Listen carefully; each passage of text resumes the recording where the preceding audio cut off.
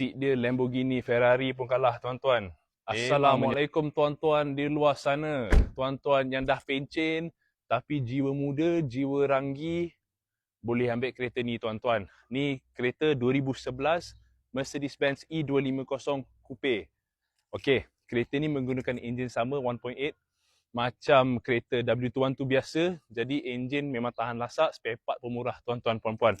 Okey, kereta kalau all black, kalau hitam, kereta kita tak polish lagi ya tuan-tuan.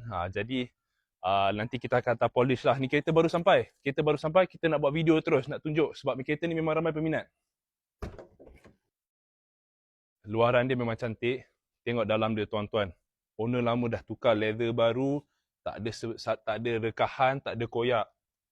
Tengoklah color merah dia memang menyelah tuan-tuan.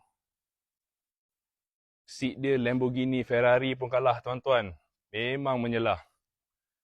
Mileage pun baru 70,000 ya, kereta satu owner. Jadi saya tak perlu cakap banyak. Condition dia memang cantik tuan-tuan. Siapa tuan-tuan di luar sana yang jiwa masih ranggi, anak-anak dah pergi belajar, nak jalan 2 orang saja dengan orang rumah, boleh ambil ni tuan-tuan.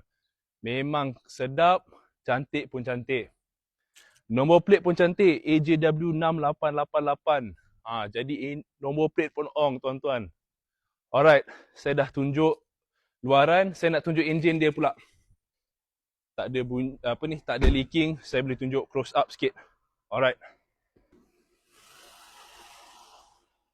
Okay, boleh tengok, saya letak mic dekat sikit. Tak ada bunyi pelik-pelik, tak ada leaking, memang cantik tuan-tuan.